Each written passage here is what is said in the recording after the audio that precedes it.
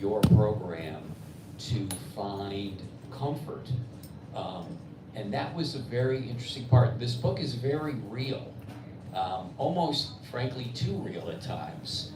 And we all go home at night and we get in our comfortable beds, and I'll speak for myself, and oftentimes forget about the big world out there, just my world. This book certainly opens your eyes to a greater world. Go ahead. I was just going to say, we all go into our comfortable beds, except for if we admit to each other, right now, we're all having trouble going to sleep. We're drinking just a little bit too much wine, because we're trying to make sense of tremendous change. I'm not going to get political, but things are changing just like that. And loss. It's not like it used to be. I was driving in from the hotel I stayed out in Newton. I couldn't, it was like, wait, the city's changed, everything has changed, and it's happening so fast. I'm not saying that's a trauma, but that's toxic stress in trying to deal with the world as it changes really fast.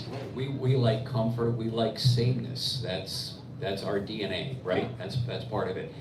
One thing I want to get to next is the two particular words that you use, and they are very distinctive.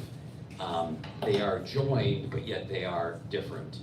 And you talk about the word of doing the work together, but you also talk about the word alone, and certainly not in a positive way. I mean, the alone is in the title of your book, right? So being left alone after trauma, can you speak to that piece of it, the together versus alone? The book starts in where I'm doing the healing service for the Boston Marathon bombing, and that was in 2013, right? And there's 2,000 people at the Holy Cross Church in the South End, and it's just this amazing moment where the city kind of comes together and shares the pain, and it was just really cathartic and beautiful. But what I come out of that thinking is, when things like this happen, when events like the marathon bombing happened, we were all traumatized. If you watched it on TV, if you were there, if you got hurt. But I think the whole world, it was because here was such a safe, what we considered a safe and wonderful, you're on that board, so this is something we all look forward to, it's fun, and suddenly betrayal of a mass event. So the aloneness of that is feeling that, something's happened and you no longer can trust something you thought was safe. And that's what I mean by alone. We can be alone in this room. Judith Herman, who is the kind of guru of trauma, discovered this term, or came up with the term, and looked at the Vietnam War, and then she moved from Vietnam War to domestic violence. And she began to define trauma as these events that happen in your life that hurt you physically or emotionally and leave a lasting mark. And one of the symptoms of this is feeling isolated, that nobody understands what I'm going through. Nobody understands what's happened to me. I'm by myself, I'm alone. So that's what I mean by alone. And I'm saying it can happen in collective situations when you don't have that kind of event like the Boston Marathon healing service. Because that was a really powerful moment. There were people, I don't know if you were there, but there were people lined up on the streets who couldn't get in the church, but wanted to be a part of something that was healing, something that brought people together.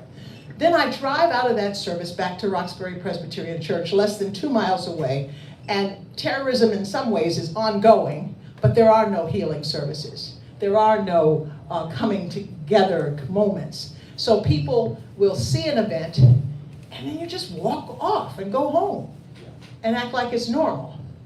So you normalize that kind of thing. There's an isolation in that as well. So that's what I mean by alone. And the other word was hope? No. Hope. Yes, Hope. hope. Yeah. But the hope happens when people come together, when we admit that we're hurting, that this is really a rough time we're going through. It's not about being a victimization, and it's not about going down rabbit holes about politics and anything like that. It's just admitting the reality of the world we live in right now. There was an article in the New York Times this week, I know I'm going off the script here, Dr. Beckwitz from Berlin University, sociologist, is writing this book. And if you get a chance to look it up, it's called The West is Lost. And it's an article about all of the Europe and America and how we've always built our ethos, or created an ethos, on progress. But over time, we've lost, there is no progress now. The environment is getting worse. Economies are getting worse. Certainly politics are getting, chaotic. And he said, my words, my interpretation, that the whole Western culture is mourning loss, because it ain't what it used to be. And it talked about how they deal with it. You deal with it by saying, let's go back to the good old days. You deal with it by denial. You deal with it by coming together and admitting, this is a really rough time, but we can integrate this into our lives and move forward. That's what we do. Am I preaching now? Because I jump into a sermon in a minute. I'm about ready to stand up myself, but I will contain myself. I'm just so passionate because I just see so many things. That's it. Go on. All right, anybody have any questions? If you do, let us just raise your hand and let us know. Liz is on a roll, so we'll just keep going. I mean, why stop a good thing? As you grow older, you people are much too young to know this, but as you grow older, your filters just are gone. And that actually is a liberating thing, It's like, hell, I'm old, I don't care. That's kind of where I am in life. And I'm telling you, the world is in trauma right now. And we need to come together as best we can in our neighborhoods, in our synagogues, in our churches, in our clubs, and just admit that and then move forward. Yes, continue to ask yourself, are you alone? Because certainly that's not where it's the best place for you to be alone. I want to bring you back to the book for a second. We've already heard us mention the name of Corey Johnson. Shot and killed in Roxbury. A young man who is described as a magnetic young father with such promise. I should also note that Corey's half-brother Justin was also shot that night. He survived. So he had his own form of trauma of being there when it happened.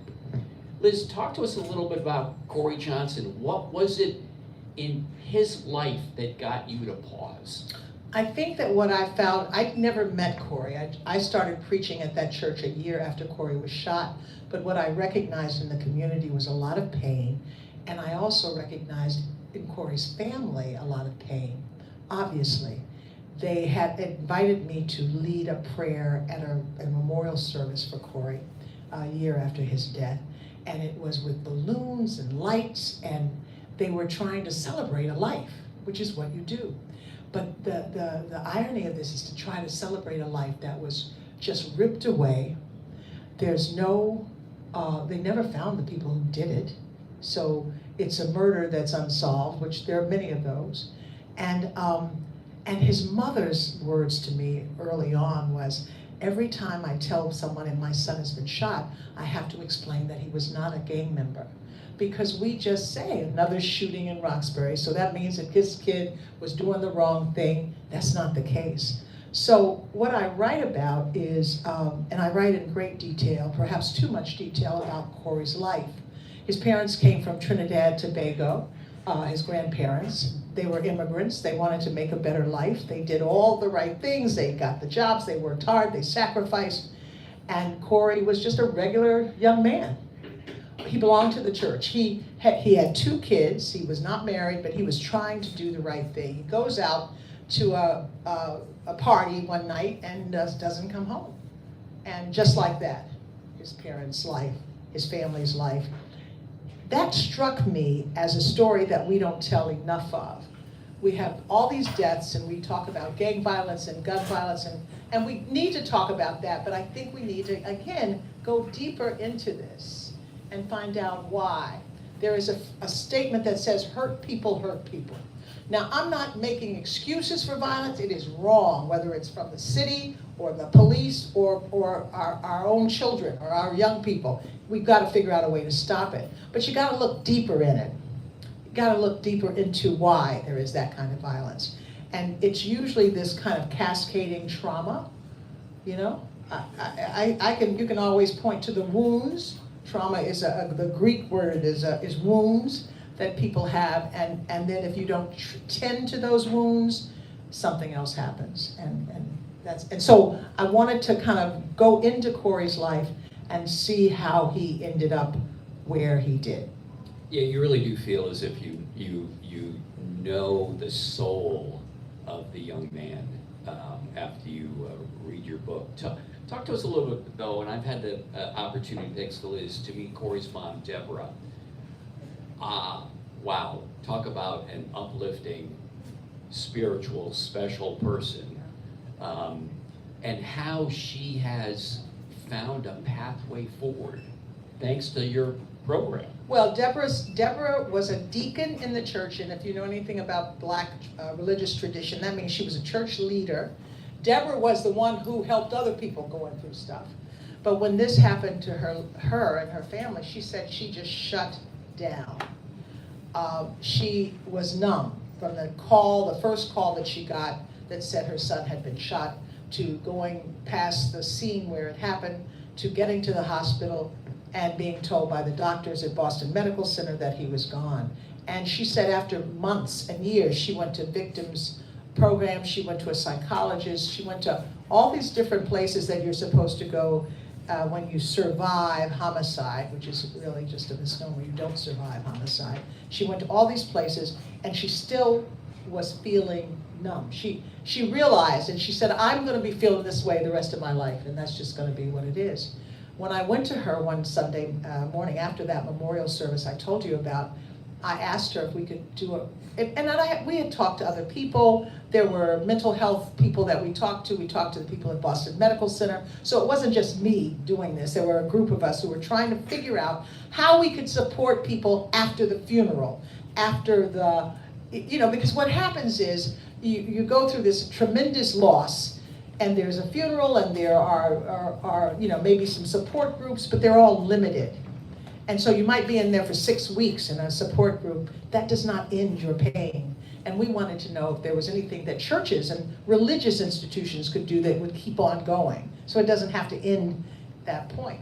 And when I asked her if I could, use her son's name, she was hesitant because there were so many other young men who had been shot. But I said, why don't we use him as a kind of a symbol of everything? She was reluctant to join the program because she didn't know what we were going to do, and we weren't sure what this was going to do. Think of AA or trauma. So that's what it ends up being. A situation like this, we don't take your name, we don't ask you any questions, you sit. It would be a little bit more private than this, so we would have it in a space where you'd have a little bit more privacy. And then we'd ask you to tell your story, just a little bit of it. We'd have a clinician on hand, but mainly it's other people who have been through what you've been through in other ways.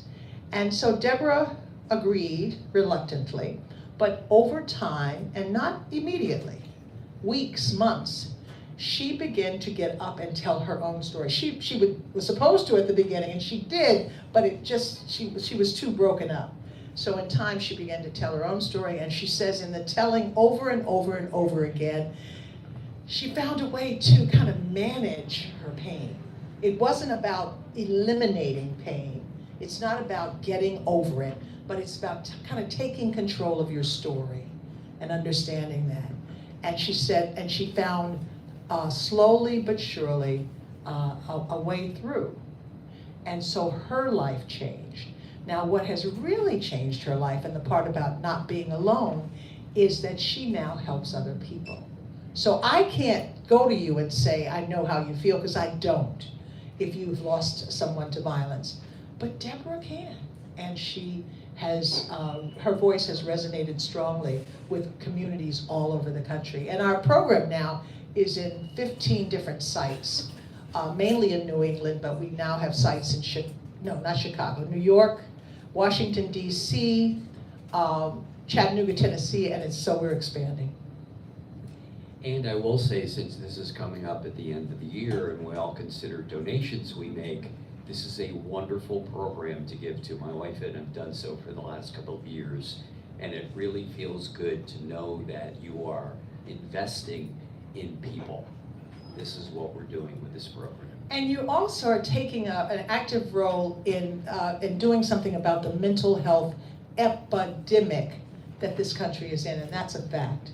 So just by doing this program, I call it creating soft spaces in hard places. You are about the business of confronting softly the mental health crisis. And we're not a therapeutic group, and we do not fix anything, but we allow people to at least kind of process some things, and I think that is important. Well, you know how good you are? How good Because I am I? was going to have you read a passage from the book again, but the part of it was, I believe we have the power to create soft spaces in In hard hard places. places, that's one of my favorite. That's one of my favorite. There's a religious psychologist who wrote a book, Try Softer. Ondi Kolber, I think is her name. It's a really good book. And I took her book, which is Try Softer, about how we try too hard in life, and came up with the idea of creating these soft spaces in tough places, which I think is a way to get through. All right, I'm going to give you a little bit more of a controversial question. So you collectively, your church community opened your doors to create a soft space to deal with the issues of trauma. What else? Who else needs to step up here besides, I guess, everybody, in order to address this issue of caring for one another? How do we do that? It can't be that hard, Peter. Is it that hard? It's that hard. I think first of all that we don't have to create programs. We don't have to try to do big things. I think it's just how do we treat our neighbors? I get on airplanes now because I'm doing a lot of travel, and I am scared to death. And I'm scared that person next to me is psycho. That's pretty much my attitude. I'm telling you, in the airport, if you haven't been there lately, it's a little scary. Especially now because you have no air traffic controllers. You're going up in the air on whatever you believe. And I decided I was going to have a little ministry of kindness. Now, they might take me away one day because this may be over the top, but the point is, as opposed to being afraid of that person, to maybe just smile at that person or say good morning or good afternoon. Now, that sounds a little Pollyanna, but it ain't happening out here. I'm telling you, we don't do that. And so I've decided you can do even things like that. It's just getting back to the humanity that we are. You know, the neighborhood around our church is a neighborhood where there are a lot of people who are challenging, who are going through. And if we can just be a little softer and gentler, I mean, you know, maybe, anyway, we're all screaming and shouting. And so I think that's one thing we can do. Certainly these little programs are not, this is not rocket science, and it's also not costly. It's not a franchise. We don't own anything. We just want the idea of creating soft spaces to be something that we could do anywhere. So those are the things I would say. And I don't know if that's controversial or tough. I was hoping you get a little more controversial. Well, what were you thinking about? I'm looking for a news nugget here, you know? I'm looking for the 11 o'clock news. I know, another shooting in Roxbury. I remember those days. I found it fascinating that you developed a relationship with the detective who investigated Corey's murder. How did that happen, and you said the relationship's evolved and you understood him more and where he's coming from, and well, you know, talk about that. in the neighborhood where my church stands on 328 Warren Street in Roxbury, the prevailing attitude when I was there, and I have since retired, was don't trust the police, period, end of conversation.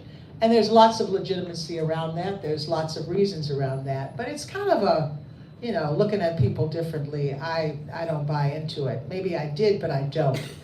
So when my first question to the police department, and I did call them when I'm researching this book, was why has this case not been solved?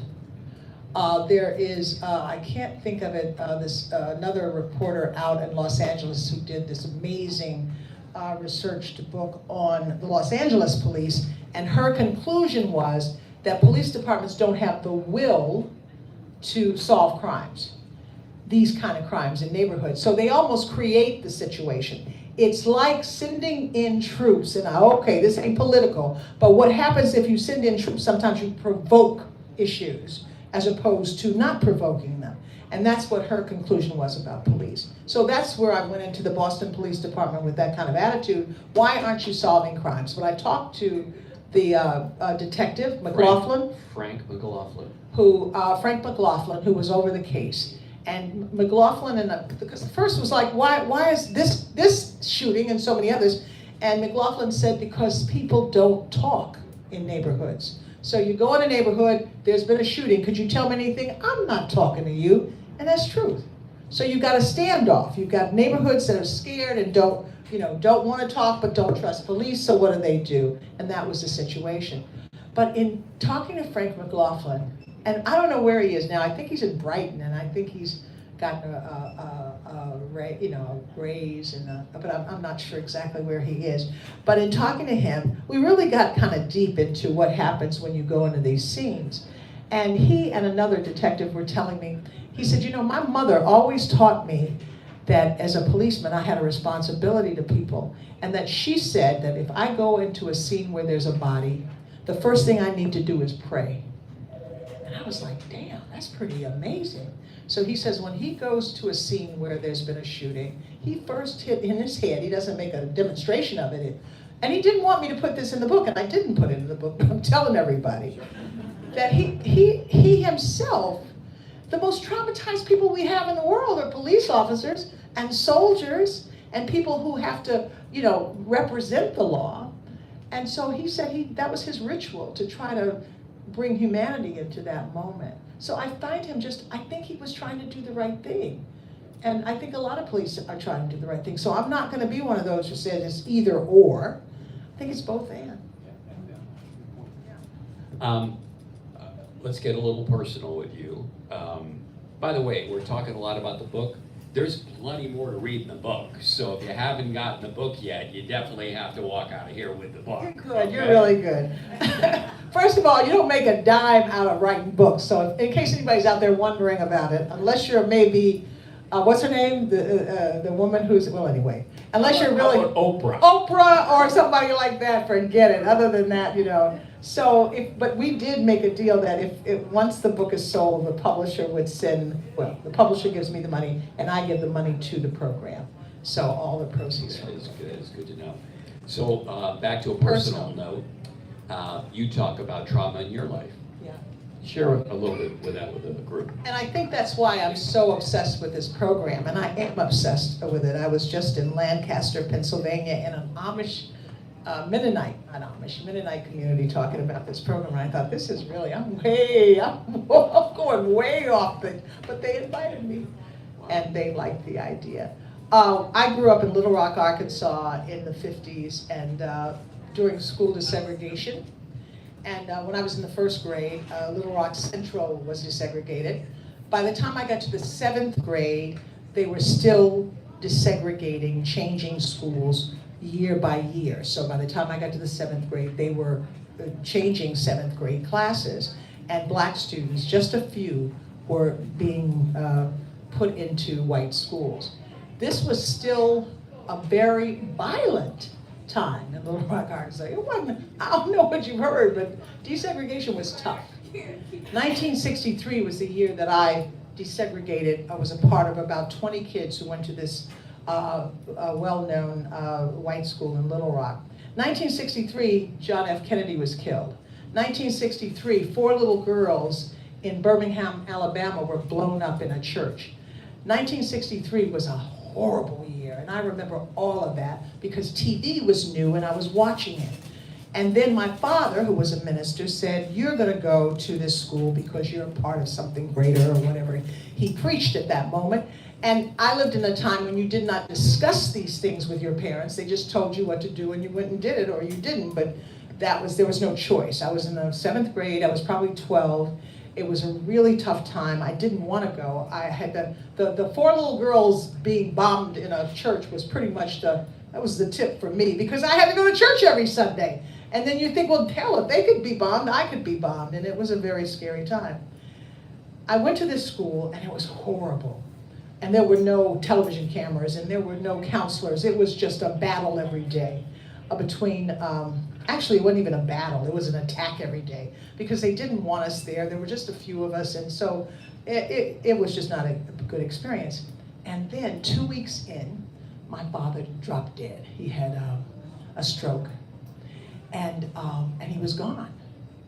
And I was 12 years old, and I just, my mother was devastated, my brother was devastated. It was as if it just didn't make any sense. But my point is, I had no help.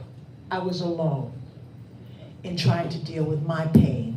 I am not telling you this to make you feel sorry for me or anything like that. I'm just saying I understand.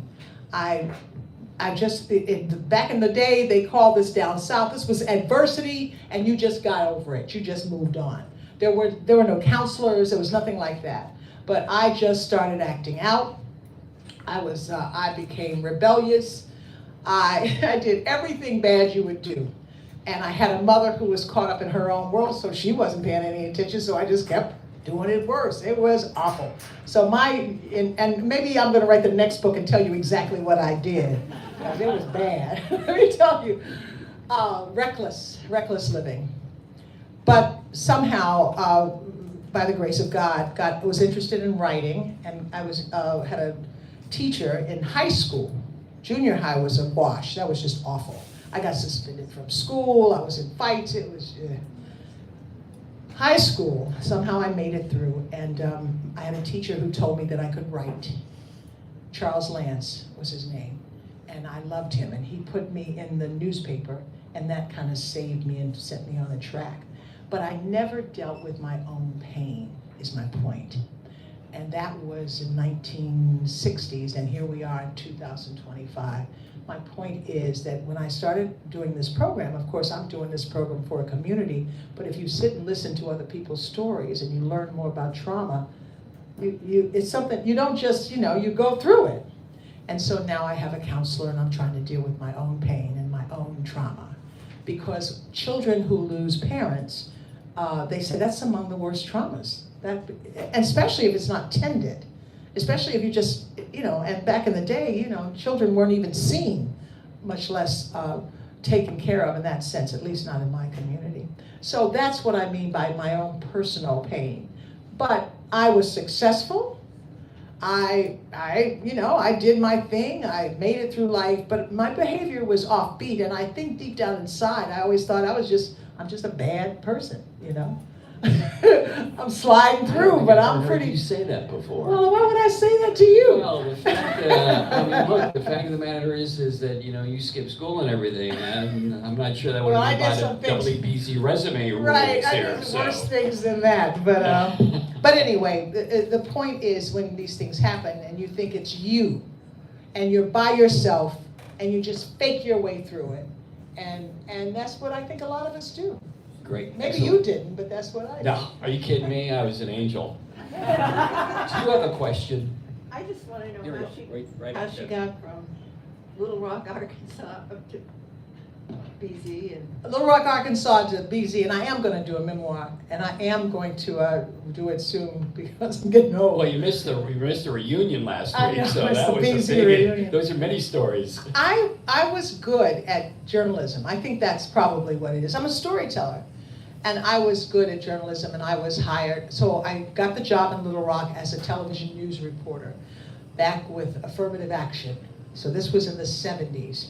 And I was one of the first black women to get a job in Little Rock because there just weren't black women on TV.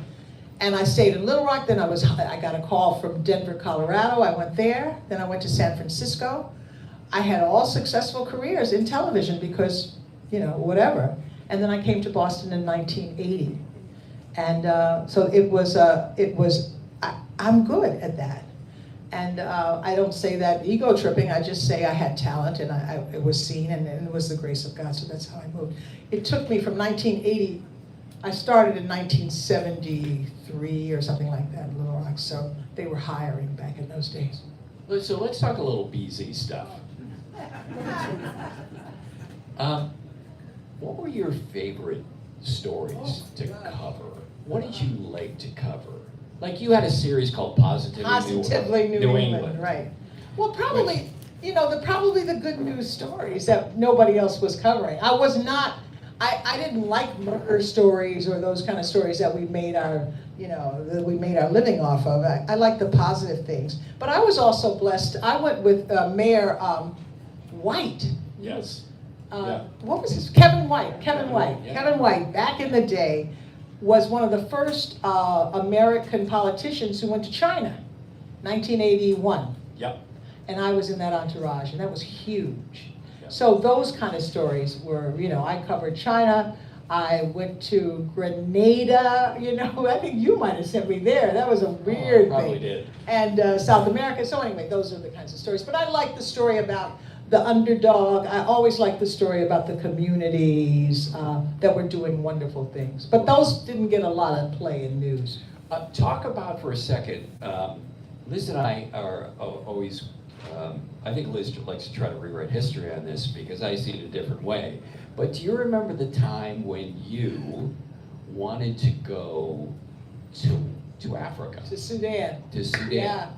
And because there was a epic crisis there in the population, right? People were dying.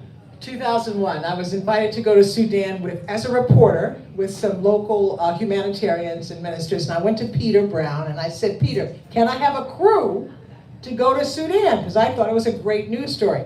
And Peter looked at me, he said, that's an international story, we're a local television station. Did you not say that? I did. We also didn't have the budget to go to Sudan, all right? So make that very clear. So I hope when I write it, I kind of make you look meaner maybe than you are. Well, it's a better storyline.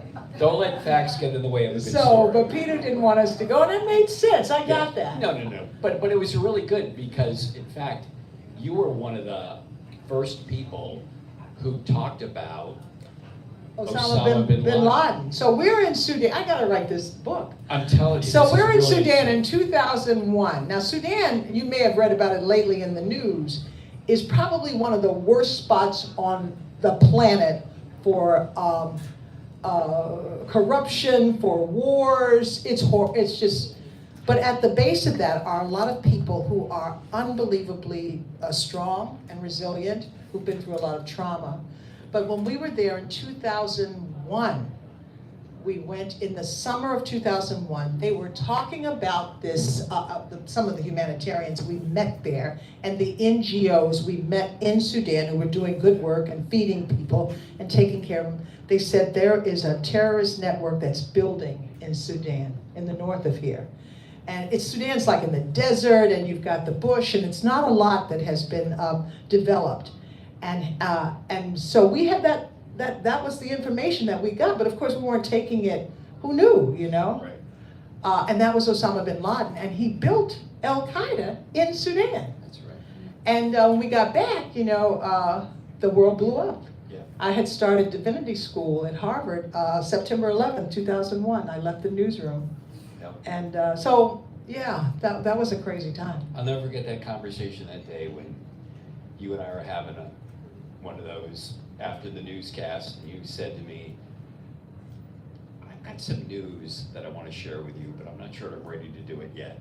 I'm like, okay, leave me hanging, leave a news guy hanging, come on, give me a break.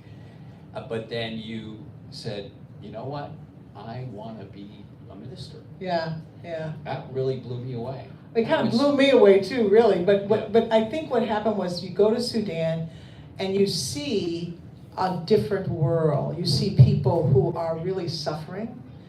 And suddenly just telling the story is not enough. Yeah. And I was with people who said, we can actually do something to make a difference here. And we ended up helping to build a girls' school in South Sudan.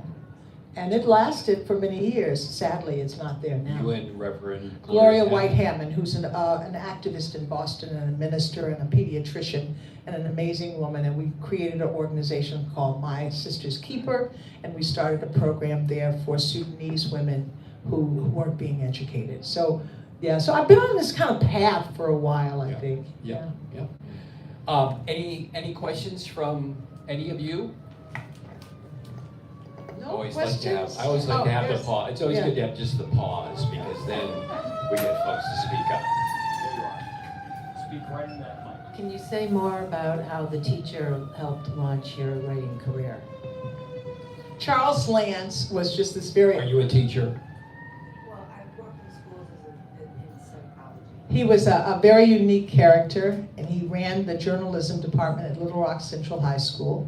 And I don't even know how I ended up in that class, but he was the first. Now, let me just point you a little context. Little Rock Central High in 1966, 67, whatever, those years, was no utopia for black students. Mainly, we were ignored. And if you talk about feeling alone, the worst slap for a kid, to me, is to not be seen, is to just be looked through. And that was kind of a weapon back in the day. People weren't being mean, they just didn't see you. And Charles Lance saw me. I was in his class, I had written some things, and he said, you know, Walker, and he talked with this real drawl, if you put your mind to it, you could be a writer. And that was the first time, honest to God, that anybody said anything that positive to me in this segregated landscape. And I was blown away. And so I just went to every class, I paid attention to him, and that's how he kind of touched me. So, teachers are, and I will never forget Charles Lance. He was the best teacher I knew of. So I'm a real proponent. Does that answer your question a little bit? Just being Everybody have a seen. teacher they remember that made a difference in Yeah, their we all lives, do. right? Absolutely. Absolutely. That stuff matters. Yeah. And these are people who are under enormous pressure now in both public and private worlds. But again, should be given some kudos for inspiring other generations. Anything else? Oh, here we go. Hi Liz, thank you so much for coming out this evening. My name is Sharon, and I'm just so impressed by everything you had to say this evening. Can you please tell me what your feeling is on Nubian Square since you left the church, what direction it's moving? Well, now the last I heard, they were trying to renovate and redevelop Nubian Square. And so I'm very optimistic about that. But you still have some issues in Nubian Square. I mean, you have drug abuse in Nubian Square. When you had the mass and Cass, right, the drug issue there, which is still an issue, because where are you going to send people? Right. So you move them out of one neighborhood and they're only going to go down the street. Well, that was where our church was, and that's where Nubian Square is. So that's what I mean by if you're going to tackle these things, I don't think just throwing people in jail is the way to do it. I don't have the answer. But I think Nubian Square has the potential to be a wonderful place, and I think there are a lot of good things going on there. But you gotta deal with those deeper issues, and just shoveling people to another neighborhood. At our church, before I left, we had to get, we had to get training. At the church, we decided to, because we had so many ODs on our front steps. Yeah, that's just reality. That's not drama, that's just real. And we would, trying to deal with that, and 90% of the neighborhood is good. Please do not let me paint a neighborhood picture that this is a dead, declining neighborhood. It is not. But you do have those kind of issues you have to deal with. All right, well, we'll wrap it up, but so hold on, let me come back to you. Some say I look like Phil Donahue, so I'll play the part. Nobody even remembers Phil Donahue. Oh no, they do, sorry. Good evening, my name is Jennifer Wisdom, and Ms. Walker, I'm so happy to see you because I remember when you first came in the 80s and I saw you at Dudley Street train station. I was so nervous, I didn't want to say anything to you. But now I'm here, I'm very happy to meet you again. My question, I just wanted to add on to what you said about the homeless situation that we have in Boston. Before I'm old enough, so I know all the changes that went on. But when they had sometimes I'm forgetful too, so when they had them over on the island, and I'm not talking, I'm right. not saying that negatively. Long Island. Boston spent so much money trying to rebuild and reorganize and what do you do when you I'm so sorry. Renovate, I Yeah. want a better word for that. Okay. Why can't they spend the money over there and fix that property so that the people can go back there? That worked very well, and I'm not saying it in a negative sense, but for years it worked for Long the Island. homeless people. The neighborhood around Long Island does not want that. Yeah, does not, that's in But Quincy. there's so much shorelines in Boston bridge. that they could use in a similar situation. I am not up to date, so I don't want to speak about what I don't know, but I do know there was kind of a pushback from the community around there. But the bridge is the bigger issue. The bridge is gone, so. And the cost of that. But you know what? I think we're gonna have to deal with this issue. We gotta deal with it, because it's not gonna get better. It's not gonna correct itself. And there's going to be more homeless people and more people out there and more drug abuse. And so somebody's got to come up, and there are great programs that are going on now. So I'm not going to act like we're not doing some things. But we have to do more of them. All right, yes, one more question. Hold on, let me get over there. Here we are. What's your relationship with the Lewis Brown Peace Foundation? Tina Cherry is one of my oldest friends, and she's a wonderful woman. And I was supposed to do an event with her recently, but I got sick and wasn't able to do it. I covered that when her son was killed, so that's how far back I go. And her work is amazing, the Lewis D. Brown Peace Program for Peace. I don't think I'm giving you the correct title. And she does a lot of work on healing and a lot of work on rebuilding communities. So it's going to take all of us. So she's not my competitor. She is a part of the family of those of us who are trying to do the right thing. I am a big fan of Tina Cherry. We are trying to get houses of religious places to do it, because religious faith communities should be at the top of this, dealing with this, whatever faith community, and she deals community, all across the board. So there's room for all of us. I love her. How much of your dad is inside of you? I don't know. That's what I got to write about. How much of my dad, who was a preacher, I didn't know my dad, because he died before I got to know him. But you felt his spirit. I hope that the good part. My dad, to me, he was God. That was God. Because I knew this man in the pulpit, he had these robes, and oh my God, he was amazing. And he knew he could give you a whipping if you weren't behaving My yourself. dad didn't have to give a whipping. All he had to do was enter the room. You knew. And was your dad like that? My dad he put his bluff in early. And his children did not, But my dad was a very silent man. He didn't talk about his own life, and I think and I was little, so maybe, no, I know he didn't, because my brother, who's 3 years older, told me that, he never talked about his own things, and because it wasn't that time. That was the Leave It to Beaver time, and the Father Knows Best times, and it wasn't a time of people did a lot of talking. So we didn't get a lot of wisdom from my dad. I have his sermons now, and I'm kind of going through them to see. I have my dad's sermons. I can't read his handwriting, so that's part of the problem I've got. So we're at time, we're at time. Yes, okay. So Liz is going to stay and sign some books, but before we let you go, and I know you won't because you all get signed books, of course. Last